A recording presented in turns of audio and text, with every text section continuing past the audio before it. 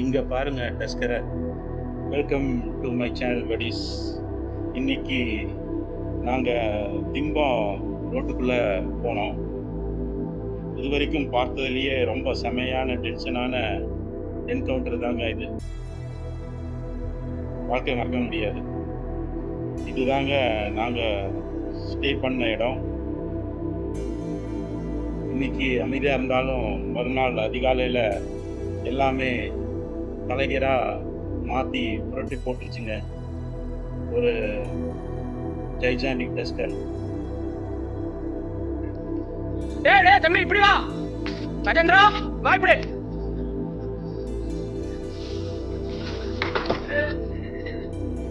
ஏய் வா போ வா. வா. ஏய் கோமா. முருகா. ஏய் வா இப்படி. வா வா வா. வா வா வா. டேய் இப்படி வாடா தம்பி. தம்பி வேண்டாம் வா. ஆகாது வா, உன்னால முடியாது வா.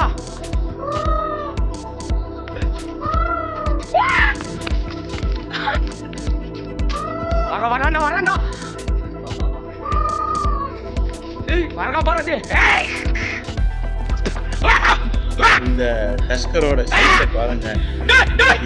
ஏழை பார்த்து பயப்படாம அசால்ட்டா நிற்குது பாருங்க.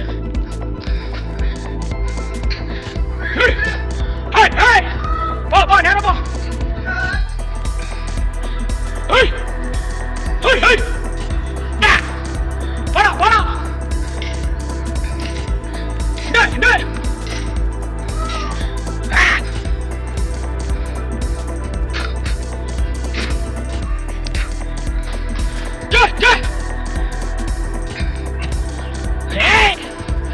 போடா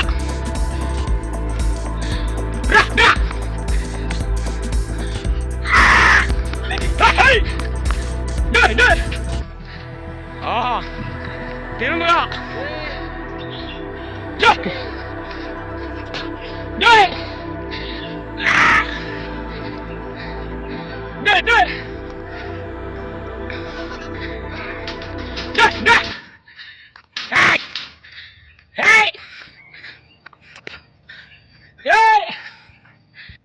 பாருங்க இங்க வந்து அமைதியா நின்றுக்கிறான். ஒரு 40 பேருக்கு மேல இருந்தோம். எல்லாருமே அந்த நேரத்துல இதயம் படபடன்னு அடிச்சுக்கிட்டு இருந்துச்சு. அந்த அளவுக்கு ஒரு படபடப்பை உருவாக்குன இந்த டஸ்கரை வந்து வாழ்க்கையில மறக்கவே முடியாதுங்க. இந்த மாதிரி ஒரு என்கவுண்டர் என் லைஃப்ல ஃபர்ஸ்ட் நான் பார்க்குறேன். அது நம்ம ஸ்டே பண்ணிட்டு இருந்த இடத்துல.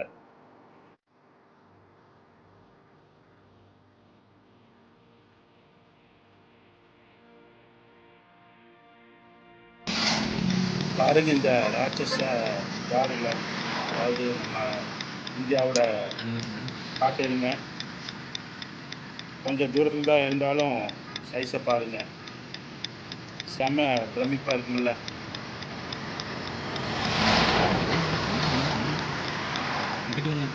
இது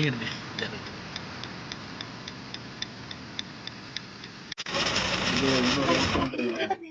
ஏன்னா வந்து இது நீங்க ஷார்ட்ல என்னோட வேர்ல்ட் விஷன்ஸ்ல பார்த்துருப்பீங்கன்னு நினைக்கிறேன். பார்க்கலன்னா மறக்காம பாருங்க.